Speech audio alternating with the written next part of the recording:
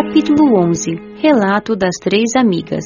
Nas horas de lazer, é costume visitar amigos e parentes por aqui. Gostamos de nos reunir e conversar. O assunto preferido entre familiares são os parentes. Falamos a respeito dos entes queridos desencarnados, que não estão bem, e sobre os parentes encarnados. Trocam-se ideias e planeja-se ajuda. Na casa de vovó, recebem-se muitas visitas, e como estava sempre por ali, quando me convidavam, ficava junto, escutava as conversas, participava e com isso aprendia muito. Dona Amélia, uma das senhoras que moram conosco, recebeu a visita de sua neta Marina e da amiga dela, Isa, que residiam em outra colônia. Conversamos animadas, como quase sempre acontece. A conversa foi sobre a desencarnação. Dona Amélia foi a primeira a falar da sua. A morte do meu corpo foi muito dolorida.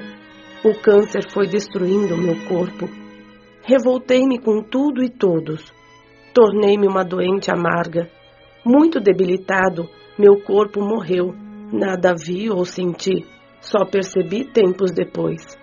Continuei a sofrer após o desencarne. Vaguei com dores pelo meu antigo lar. Sofri muito. Depois de muitos anos, fui socorrida. Entendi que foi merecido tudo o que passei. Tendo saúde quando encarnada, não dei valor. Tomava sempre bebidas alcoólicas, fumava, envenenei meu corpo sem egoísmo, inveja e ciúme. Se não fiz mal a ninguém, fiz pouco bem. E o que fiz foram as poucas esmolas, resto do meu supérfluo que distribuí. Nunca pensei em ajudar realmente alguém. Vivi encarnada, cultivando a matéria, como uma tola, imprudente, ignorando a parte verdadeira e espiritual. A dor, a doença, tudo isso foi uma forma que havia escolhido, antes de reencarnar, para alertar-me. Mas fiquei revoltada e não sofri com a resignação. Quem não sofre com aceitação, pouco lhe adianta. Depois, em vez de reconhecer meus erros, revoltei-me, achando injusto por não ter feito, em meu ponto de vista, nada de ruim, pois não matara, não roubara, não traíra e etc. Esqueci-me de que pude fazer o bem e não fiz, nem aprender quis. Para que saber? Dizia sempre. Depois de morta, aprendo. E isso se houver continuação da vida. Teve. Continuei a existir depois do meu corpo ter morrido. E permaneci sofrendo pelos mesmos motivos, até que, cansada, comecei a ver realmente meus vícios. Mais humilde, clamei, pedi ajuda. Amigos e parentes levaram-me para o hospital de um posto de socorro, onde sarei e vim para a colônia. Agora, tendo a oportunidade, sou agradecida. Tento educar-me no trabalho útil e no estudo da boa moral. Falou Marina. Eu desencarnei jovem, aos 21 anos. E como vovó, ignorava completamente a continuação da vida.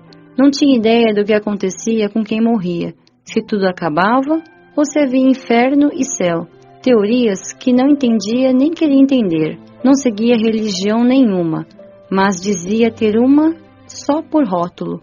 Para mim, a morte do corpo era para os outros. Desencarnei por um acidente de carro. Quando os socorristas, trabalhadores do bem tentaram ajudar-me, repeli-os. Para mim, eram loucos, dizendo tolices, inclusive que meu corpo morrera. Foi um período difícil. Na minha casa foi um caos. Meus pais intensificaram as brigas e acabaram por se separar. Um acusava o outro pelo meu desencarne. Sofri muito. Julguei estar louca por não conseguir entender o que se passava e por não aceitar minha desencarnação. Com meu lar desfeito, vaguei pelas ruas com muito medo. Cansada de sofrer, resolvi apelar para Deus. Entrei num templo e orei. Senti-me melhor e resolvi ficar ali. Entendi que religião faz falta, pois quando se é religioso, sente-se proteção. E quando se é realmente sincero e devoto na religião, os sofrimentos são mais bem compreendidos e a morte não aterroriza tanto. Entendi que desencarnara, mas não sabia o que fazer para melhorar a situação. Fiquei naquele templo a orar junto com outros desencarnados e com encarnados que lá iam. A prece levou-me a meditar, a arrepender-me dos meus erros. Fiz muitos atos errados, fui egoísta e materialista. Nos 21 anos que passei encarnada, tinha muito do que me arrepender. Não saí mais do templo, temia os irmãos trevosos, tinha medo de que estes me prendessem. Eles não entravam no templo, mas via-os fora. Fiquei anos no templo, e quando me cansei, resolvi ser sincera comigo mesma e pedir socorro. Chorando, pedi ajuda a Deus, e trabalhadores do bem auxiliaram-me. Levei tempo para me recuperar no hospital de um posto de socorro. Hoje estou bem, sou grata, aprendo a viver aqui, anseio por melhorar moralmente e pôr em prática o que aprendo. Marina suspirou, mas não estava triste. As lembranças de tudo o que passou lhe davam forças para melhorar cada vez mais. Após uma pausa, foi a vez de Isa falar. Desencarnei por um tumor maligno no cérebro, depois de alguns meses doente. Estava com 16 anos. Seguia uma religião que, equivocadamente, me ensinou que com a morte, adormecia-se para acordar no julgamento de toda a humanidade, no fim dos tempos. Senti um torpor com a morte do corpo, uma espécie de sono. Achava que dormia, mas ao mesmo tempo via e ouvia, embora sem muita clareza, tudo o que se passava ao meu redor. Fiquei junto dos familiares quando velavam o meu corpo. O desespero deles foi grande. Gritavam, choravam, sofriam horrivelmente. Sentia-me muito perturbada, mas também amparada. Escutava alguém me convidando para ir, partir.